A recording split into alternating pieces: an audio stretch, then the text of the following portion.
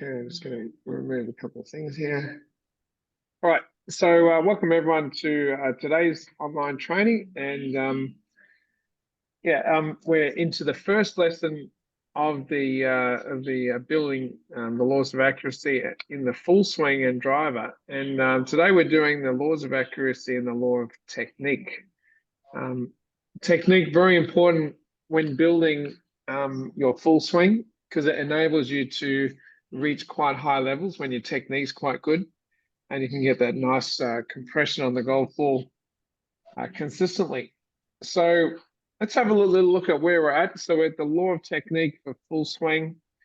And if we have a look at the actual full swing itself and what the definition would be of the law of technique, it's to develop skills through observational learning and modeling. And, you as a golfer or as a student, your ability to be able to observe and duplicate some great players and your coaches, like also with Peter and myself, and to be able to model on certain things is what we're all about in the law of technique. And Peter, you got a little bit more additional information about the law of technique as well.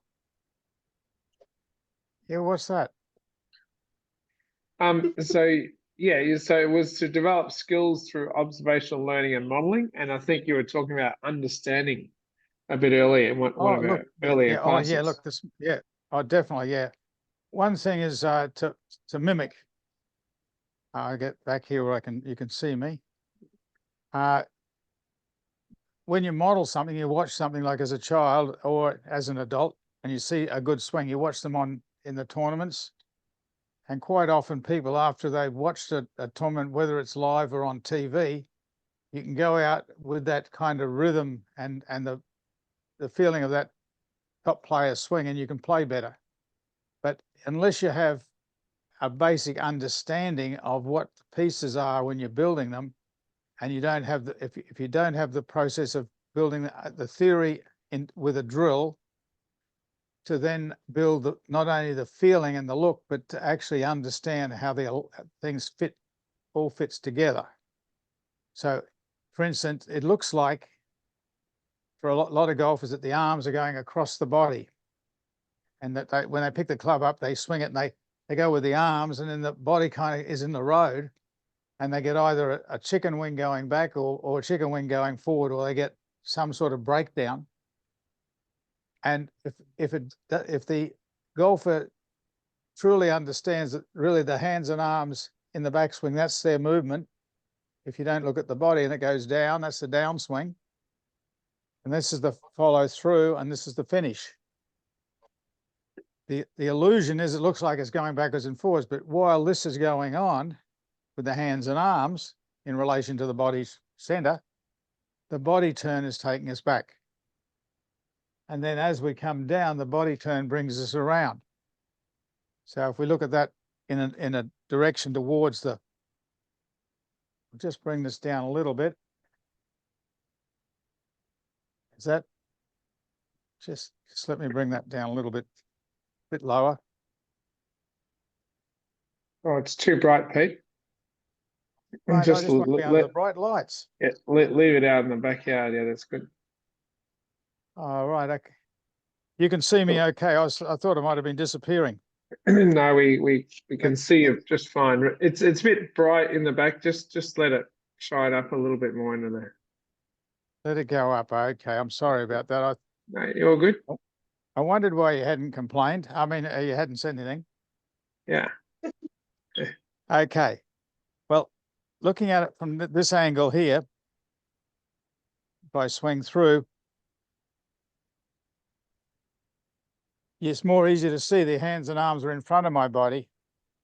So what causes that's what our program's all about. And it's not caused by the arms moving, and it's not caused by the actual body trying to move. It's all caused by the way we use the wrists.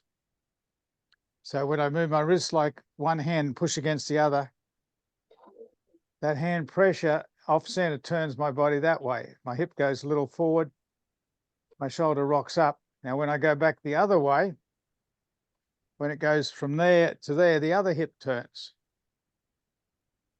And the hip and the shoulder. So when you understand, one, how to put the hands on the club, which we're going to talk about in a minute, because without the right grip, this is a lot less effective.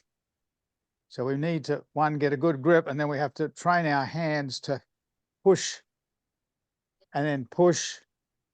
And that action is not an arm and hand, it's a hip and hand. And then when we get that, it swings the club, and then all of a sudden, you don't need, if I swing this way, bring that out the road. When I swing this way, I don't have to do much effort. The swinging club, once it starts correctly, the swinging club helps load and then unload the downswing. So we better probably talk about the technique, the mechanics that allow that to happen. And it starts, what's it start with? Grip, Chris, you might have a little list there to have a look at. Yeah, so first of all, if we look at the purpose of the law of technique in the full swing is to build a technique that allows you to swing with consistency, control of power within the full swing. Our focus is on the key alignments and drills that will give you the right feel to improve your fairway shots, as well as the driver.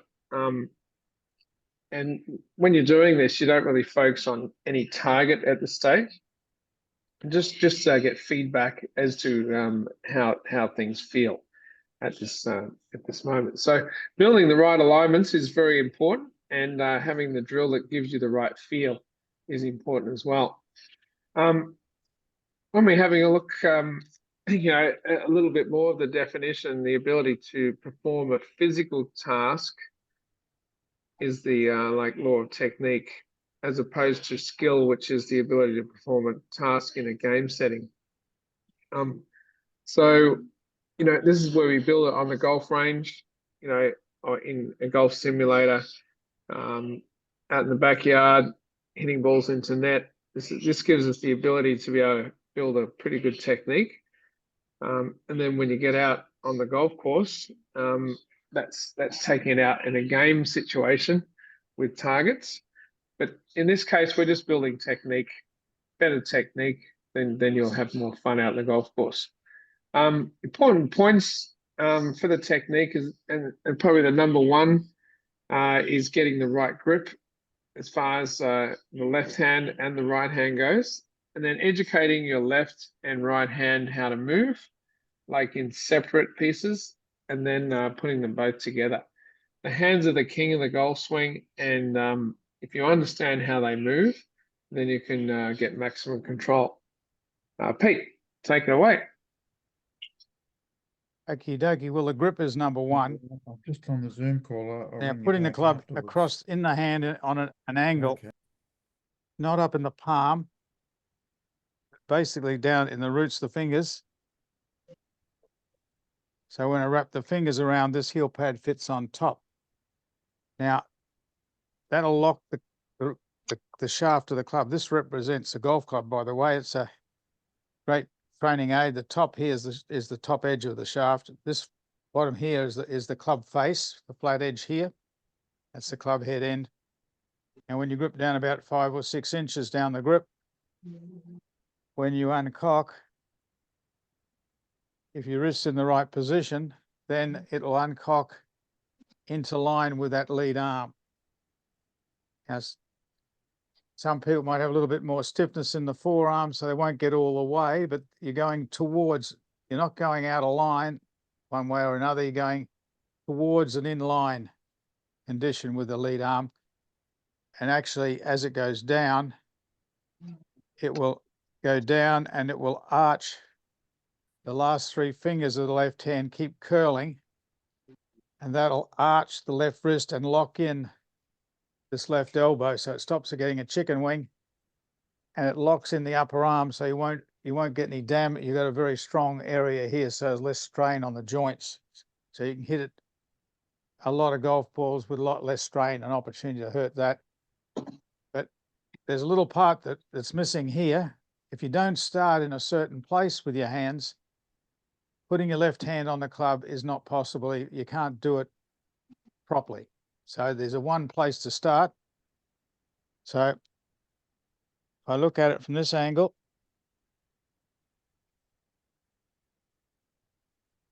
this shaft, if this is a golf club, it must point in the middle of my belt buckle, which is about a position about 4 fingers below your navel, below your belly button. Now, when it's there, a couple of things happen. It allows, when the club shaft's horizontal and it's here, it allows the wrist to be on top. It also allows for your hands to be the right distance from your body. They're not too far away or too close. You get a certain angle of the left arm to the spine, not in here or out here somewhere. And it gives you what we call a level wrist. So this will be uncocked. And that's what you want to have happening through the impact follow through area. You don't want to be staying bent. Thumb needs to go down. And what creates this structure, when the wrist is correctly on the club, the left wrist on top, it allows the club shaft to go in line with that lead arm. So what would be very interesting is I get my marker.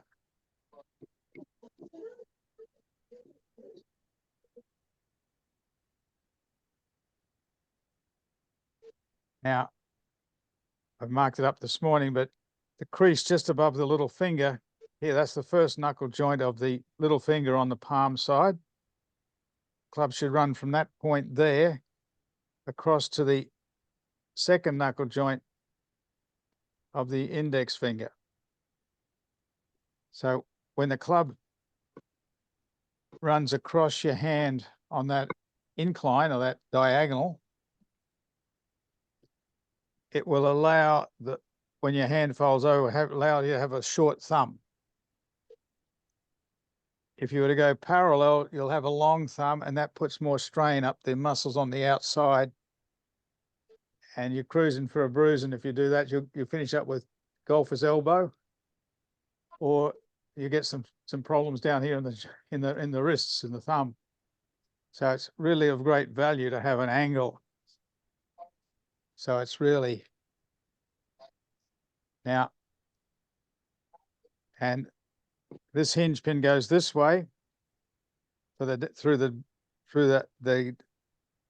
start of the downswing. What'll happen as the last 3 fingers curl, it'll flatten the wrist, and then it comes into line and arches the wrist as you go through the ball. If you look at it from the front on view, what's important here, it starts here. Now, when I push the right hand against the left, I better mark my right hand up because I've got to push from a certain point. Doesn't it, Billy? Yeah. Got to push up here at the top of the wrist. And the lifeline area of the right hand is the left thumb's going to fit right in there. And there's one other mark I'm going to mark here. It's the second knuckle joint of the middle 2 fingers of the right hand, because they're important. Where you grip with those 2 fingers really helps control the club shaft and builds the impact lean. So you want to feel those 2 knuckles are right there. You don't want to have it here or out here. Second knuckle joint is right under, and you can either come up close and overlap the little finger, or you can interlock it. I'd recommend. If you've got very small hands, then you might like to have them just close together, separate. That one's called a baseball grip. It's not really how you grip a baseball bat, but nearly. You wouldn't hold it out here. Closer they are together, the better the wrists will work. You get better hinging. So we look at that. Club shaft's here opposite my belt buckle. So it's not out there. Now, what represents the club shaft is horizontal. It's not down on the angle, not uncocked, and it's not cocked. It's level or neutral. Now, when the right hand fits in there, and those fingers, I push on the side with this pressure point here, and it presses up against the left hand. There's a knuckle joint here on the thumb. That happens to be number 2. There's another knuckle joint up here at the top. That's the first knuckle joint. There's a bone here, and on that bone, somewhere along that line, you make an X. Some people like to have it down a little bit lower towards the second knuckle joint. Some want to have it up higher. It's a case of testing for yourself. There's a little bit of opportunity to see which one gives you the best punch in the shot. But I'm going to fit this point here up against there. Can't see it very easily, but it's going to fit up against there. Now, if I didn't have the stick in my hand, they fit together so that the thumb fits right in that lifeline area. Now, when you wrap the fingers around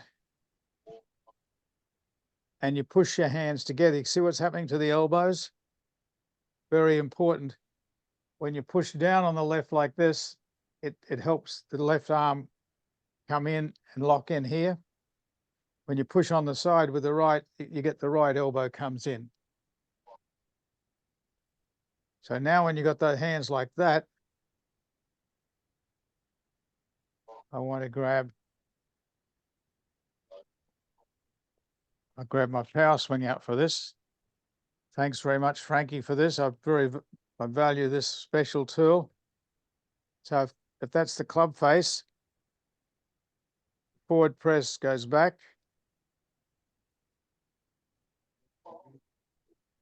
Get it on the mat. Forward press back. When I push forward, the hip turns forward. The right hip pivot of the forward press is around this hip. It's not around the middle. The right knee stays pretty stable. The right foot's flat and heavy. So when I push on the side with the right hand, that bends the right elbow, compresses the right shoulder a little. Very valuable to get that connection and compression. Kind of a trigger. It spring loads. When you push against the left hand, you're not trying to move it forward. It's being moved forward by the right hand, but the right hand and the hip turn and the shoulder rotation cause the hands to move off center. See, it's not an arm thing. It's a wrist and hip and shoulder. And then when I go the other way, before this moves back, the right hand pushing that way causes this hip to turn. And a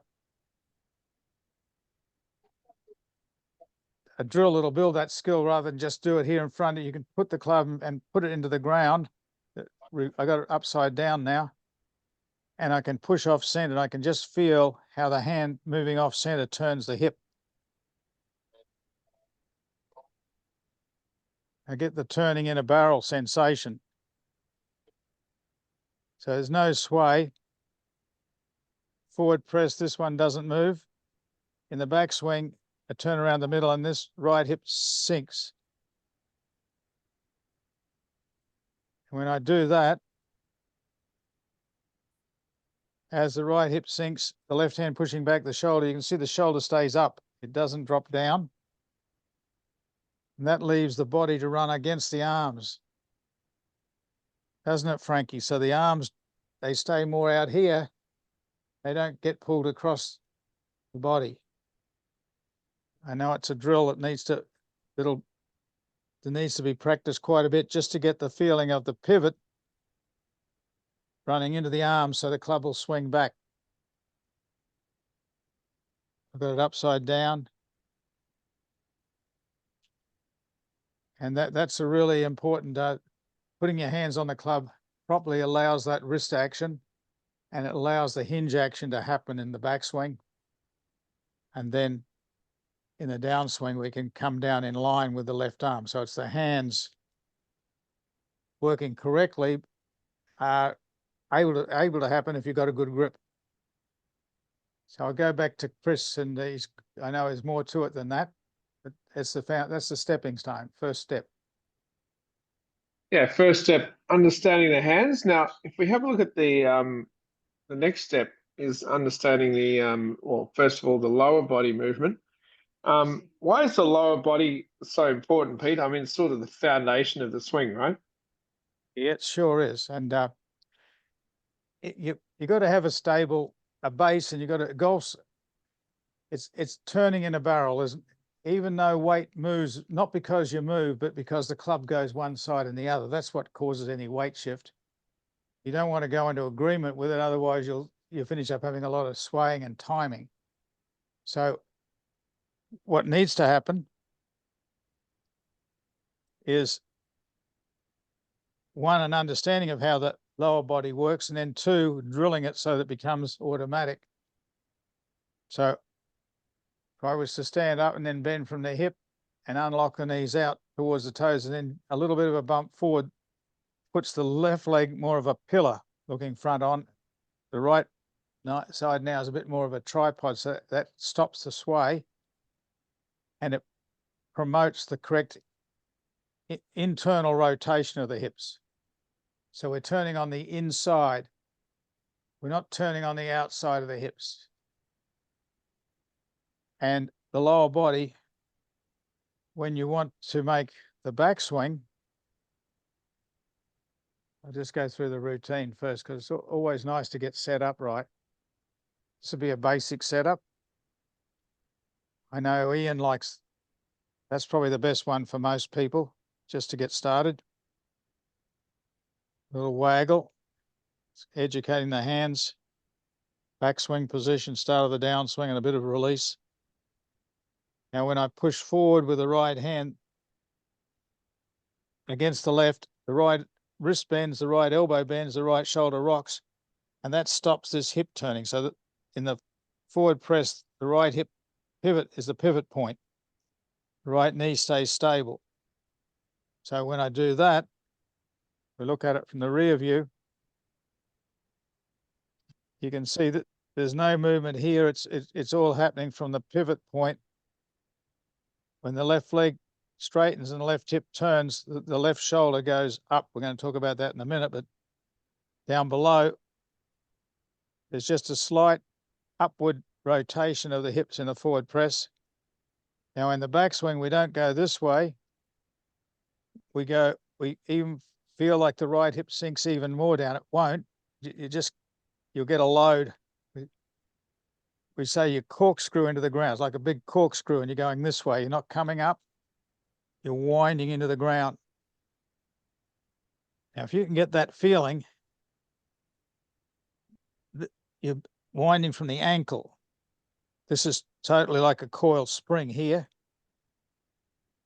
So now I've got something to hit with. I'm not going to go off from there. I'm going to wind it, and then I'm going to let the left side unwind out of that first. So as this goes back and winds up here, you got a corresponding wind up in this leg against the foot. So you get the lower body winds up like a coil spring, and then it unwinds, doing it in slow motion there. See, it doesn't go sideways. It rotates up and out of the road in response to the downward as I throw there rather than out there. That gets the compression on the golf ball.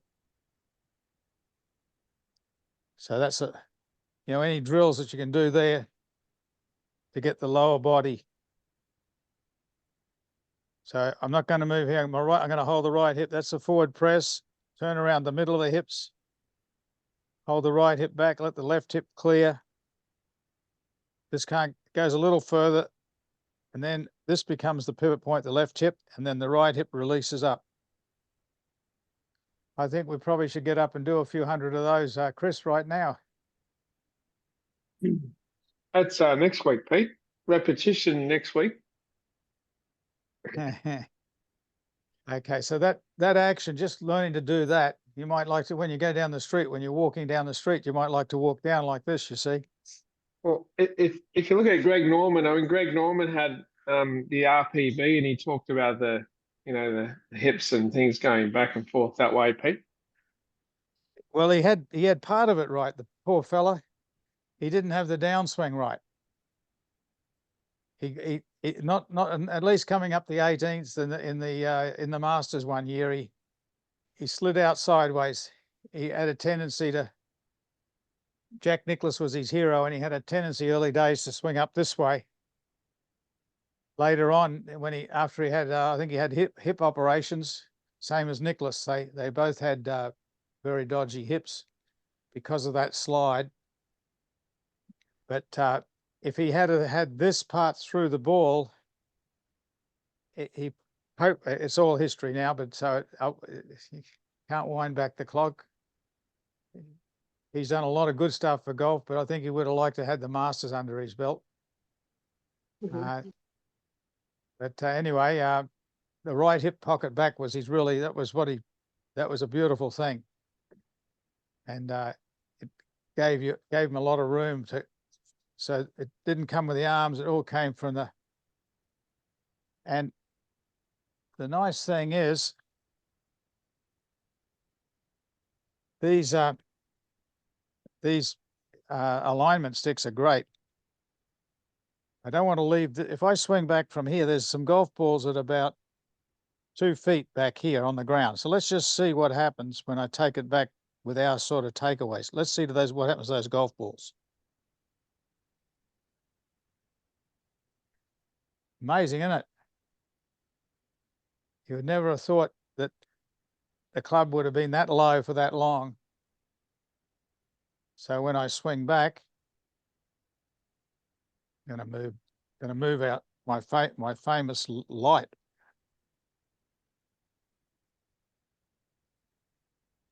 I can't put the light back on me. Am I okay? Can you see me? We can see you wonderfully well. What a pity. Okay. So when I push on this, it's like a little, like the pole vaulter going over the high hurdles. When you push there, you get a little spring load. So if I was to put a ball, I'll put a couple there because it'll just give me a little bit of room. That's pretty close. It's on that arc.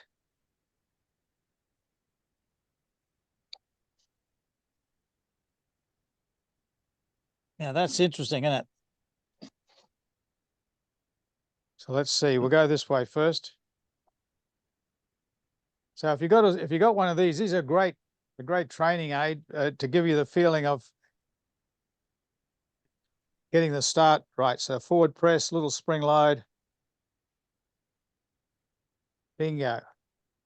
A lot of energy. It's not muscular. It's you got the law of the flail and the law of the centrifugal force on your side. So you can listen to the speed that you can get with this thing.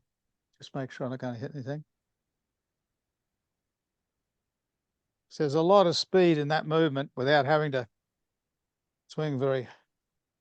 Let me see. Okay. So the hands and hips. So that pivot. So you could practice this a lot. This is so forward press, back swing, down swing, follow through and finish. See, I don't want this taking off too early, so I train the lower body first. So I'm keeping this right side, forward press, backswing. I'm holding it back. And then I'd be very interested if you did this, Billy, with your and Ian with your juniors and Timmy.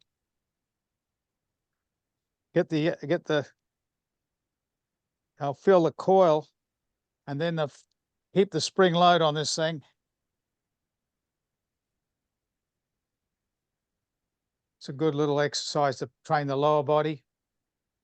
The upper body, if we look at it here, 1 from the hip, 2 at the knees, 3 at the tilt, and then compress it a little bit more with the right shoulder. Left shoulder goes up. So I'm not going to go this way. Forward press, see the right side goes down.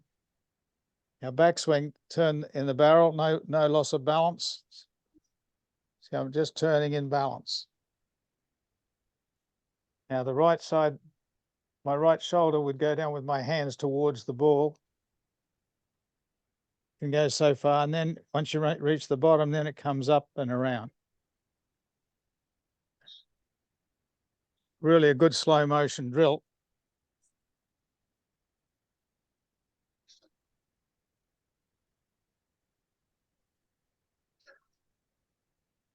Pivot drill. Forward press, take away, backswing to the top, start down, release through impact up to follow through, finish. And just, I'll do it one more direction.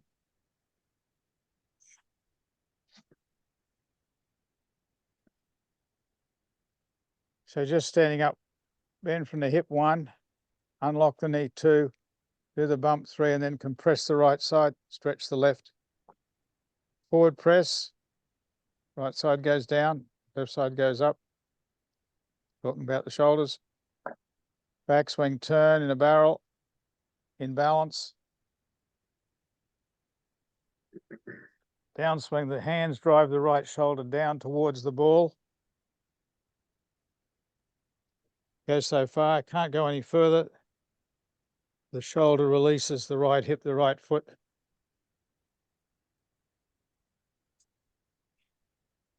Probably have to do another 20 or 30 the other way. Do it as a left-hander. I'll do that tomorrow morning. Not tonight. Okay, it's been a strong day. What's next, Chris boy? Yeah, Pete. So you've done the lower body. You've also touched on the upper body there while you're at it. Anything else you want to add to about the upper body, or?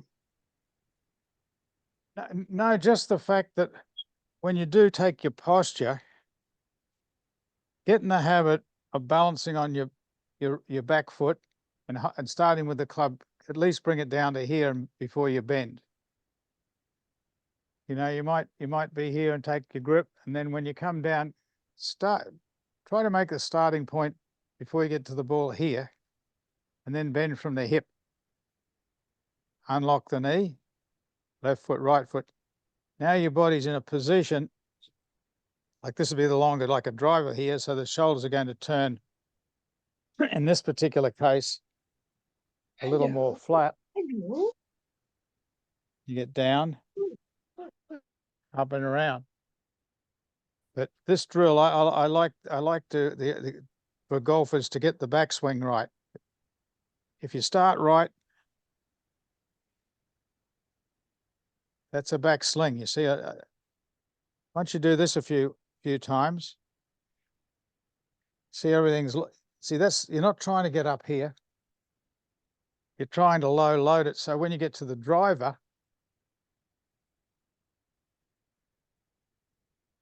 I think we can get to this one now. The only difference with the driver to the iron is if this is where the ball would be here,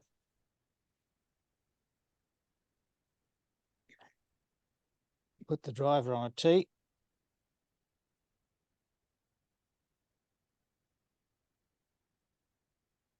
So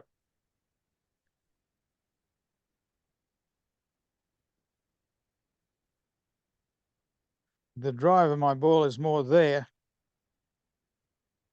so that when I swing, I'm a lot further away, so the swing is going to be a lot more around. It'll start on the right path, but it'll swing more around me. So when I have the downswing path is much more acutely, I have to feel like I'm going to hit that way. Now, good way to practice is get if you've got a golf course that's got an out of bounds fence down the right-hand side on one of the holes, and the tee's up near it, that really tests your nerve. You set up there, and you've got to feel like you're going to swing out across the out of bounds. When you run out of right arm, when you run out of arms out here, you can't keep going out. It'll come up and around. We mentioned this morning that Rory McIlroy, that he hits this big roping. Now he does draw the ball quite a considerable amount. It doesn't go 5 yards in the air. It's probably more like a 20-yard or 15-yard right to left. His big drives and his irons. You know, he's 30 feet right of the pin when it starts and it comes back. So it's not with the driver, he hits it slightly on the upswing. As a matter of fact, he hits it quite a bit. He hits it about 6. Chris mentioned this morning, some tour players, they tee it down a bit lower and they come in more level, or maybe 1 or 2 on the down. It's a case of experimenting to feel which one's going to get you accuracy and distance. No good having the distance if you've got too much of a hook or a block. No good hitting it 100 meters in the air when a little bit more on the upswing will get it to carry that extra 50 meters. 50 meters. Well, Chris, you told me, you've always given me this lesson. I've taken it to heart in the last 5 minutes, a little bit longer than that. But I was playing with Joe the other day, and Joe will be witness to this. I'd hit a few drives where the club was coming in pretty flat, and I wasn't that happy. Then I said to you, and I think might have been even on the 18th or the 9th, I'd hit it on the upswing, and it went considerably further, didn't it? Yeah. 30 yards. I hit it 30 yards further than what I was hitting it. I probably hit it about 250. I'm talking yards now, not meters. Okay. By having it, by hitting it more on the up. And so for me, Rory has a bit of it's good for me. Again, you got to try it yourself. I think you hit a little further too, didn't you, Joe, when you did that? Yeah, when I worked out what you meant by hitting it on the up, it did make a difference. It did go further.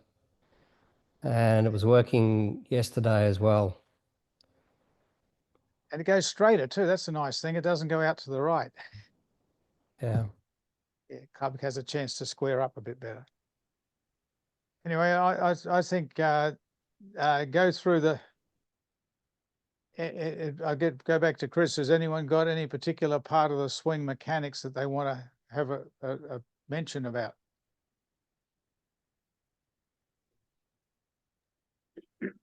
Yeah, if we just did summarize the driver, Pete, just as far as the technique goes here.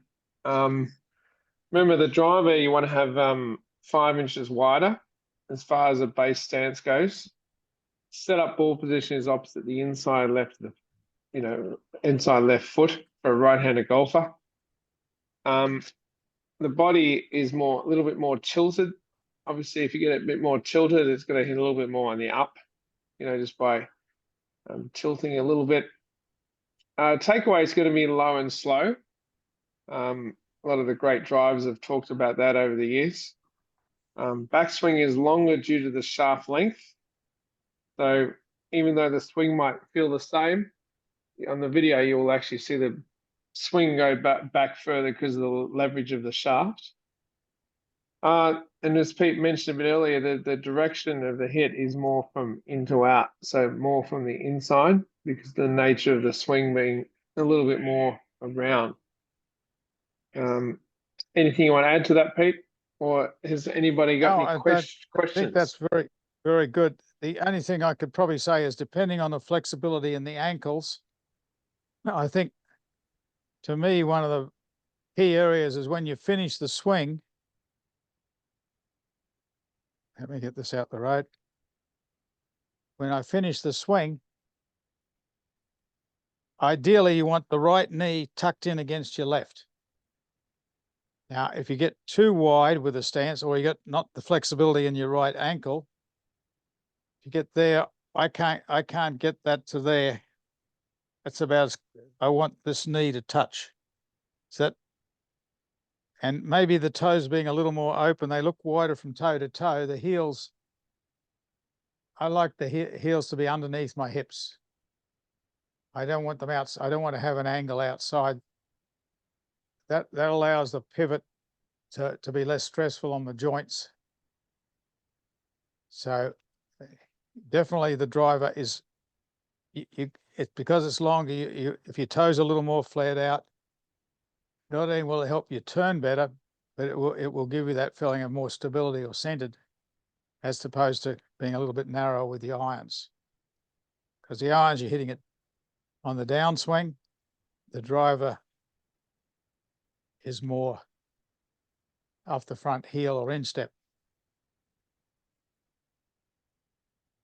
But thank you very much. Excellent. Any questions or any discoveries anyone would like to share?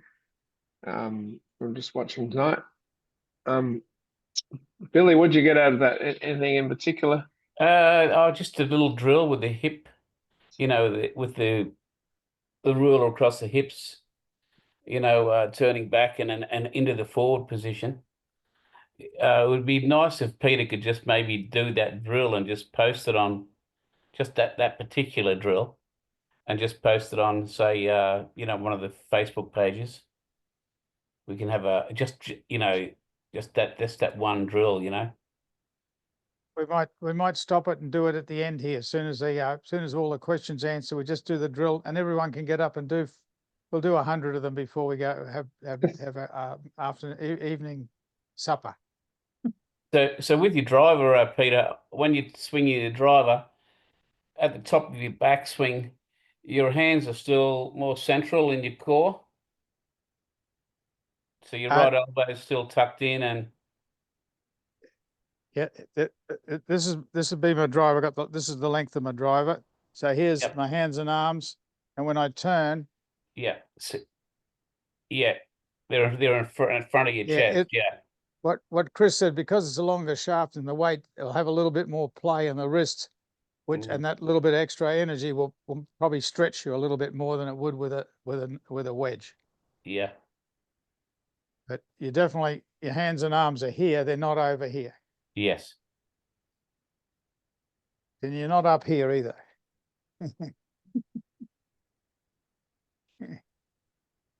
I have seen a few golfers do that. It's quite amusing to see them go up.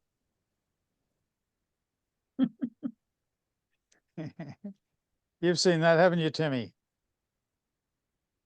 Hmm. Yep.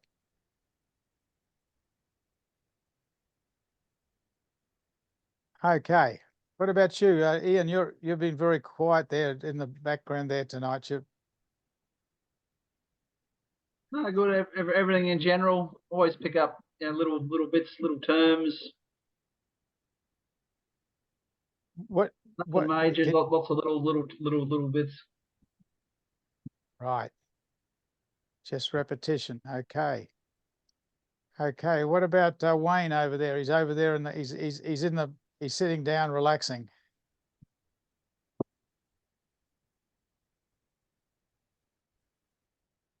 Okay. Yeah, yeah, I like how you marked out your glove there. That was a very interesting. Yeah, that was interesting. That was good. Just to remind you, yeah, that bit there on your thumb. I got a lot out of that. It's good. That one. Yeah. Very Yeah, good. no, just the reminder. And obviously, yeah, hitting up on your driver is essential to get the, as you say, the straightness and just a little bit more length and consistency in strike, really. You know, your length is your length. Sometimes you drill them in the middle, sometimes you don't quite. But if you can get them on the fairway, that helps a lot. Obviously. Now, I played the Goldfields at Creswick yesterday. That's an interesting. Oh, on Saturday, so not yesterday, on Sunday. Sorry, that's an interesting course. It's very I tricky. haven't played that one. Yeah, it's very hilly. Be And very very- dry, wouldn't it? Really It's- dry. It's extremely dry. Yeah. Yeah. You mean and, Creswick Golf Club? yes, it is Creswick Golf Club. Yeah, it's the RACV Goldfields it's called. But yeah, that is Creswick Golf Club. Yeah, it's a great track. As I said, it's very interesting. It's very pinpoint. Doesn't look pinpoint, but when you're out there, it is. It's got a lot of slopes on it. I won the Creswick Pro Am back in, it must have been 95 or something, 96, something like that. Right. Okay. Little while ago. When you're Yeah. a boy. When I was a boy. Yeah, nice Yeah. one. Yeah, no, I was just having a hit with some friends up at Ballarat. I stayed up there, but yeah, it was lovely. I'll definitely go back there and play again. It's a challenging course. Excellent. Mm. How about you, Frankie? Tonight, what's been? I was thinking about a couple of things. One is getting back to the doorway drill. And the other one was that naturally I tend to fade my drives, and I would really like to be able to draw them as well.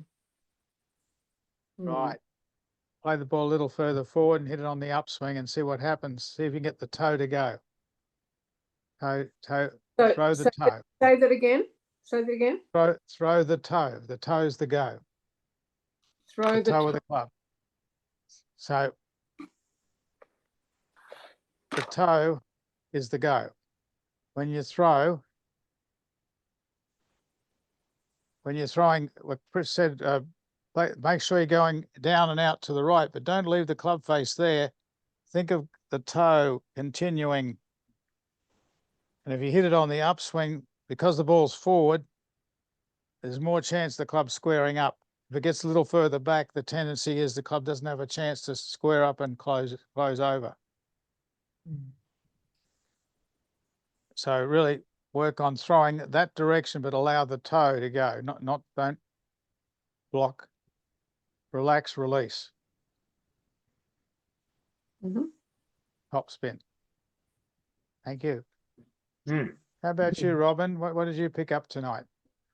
I was reflecting on forward press takeaway and not letting your left side drop when you moved from forward press to takeaway. So keeping your left shoulder up, keeping your left a little bit of a stretch in the left side. Excellent. And what's the I cause like for that that? idea up here, not down here. Yeah. What do you mean, Chris? Yeah, what's the cause for the left shoulder staying up on that takeaway? Is it the hands, the arms, the wrists, the head? Well, it's got to be the hands, but Yeah. I'm not quite sure exactly how I do it. So if I think about just keeping the left side up and let Well- everything happen. Robin, sometimes you let your arms go across your body. Yeah. So after the forward press, you don't let the hands go back. The Yeah. hip, keeping- right hip, left shoulder, and that moves the handle. So when you press from here, don't move the arms. Don't let the hands Just let the wrist move the right hip, the left shoulder, and then you'll find this as easy as this will stay up as a result. That's what Chris was. Right. When your arms get across your body, too much of this Yeah, pulls the which body I do. down out Yeah. of Yeah, whack. no, I get that. Super. You get it right, you can really feel the difference. What about Jenny up there? She's been very quiet in the background. Have to turn on your microphone, Jen. Your microphone's off. That's why you're quiet. I'm still working on that throw the toe. And if it works, it's fabulous, but it's not always great. Yeah, well, you'll be right. In a couple of weeks' time, you'll be singing the throw the toe. Okay, there's Wayne. He's out there practicing. The curling of the last three fingers would help that though, Peter, wouldn't it? Exactly. That this action, the hands up there, it goes down, the curling goes down and over. It Because doesn't go McElroy forward, it does goes that.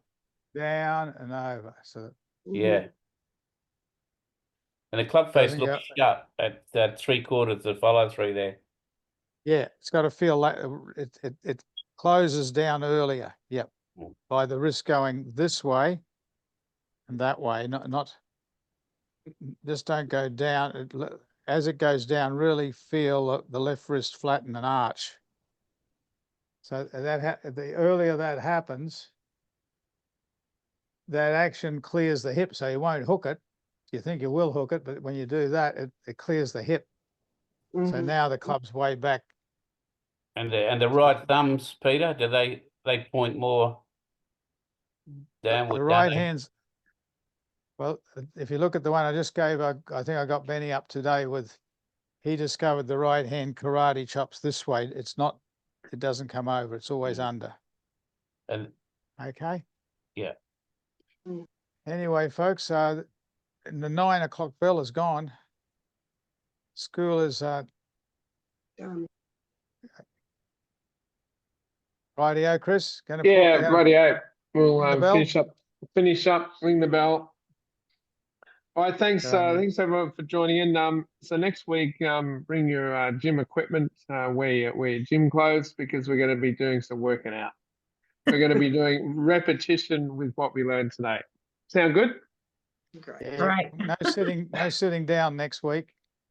Got that, Timmy? You'll be up and about. You'll work up a thirst next week, mate.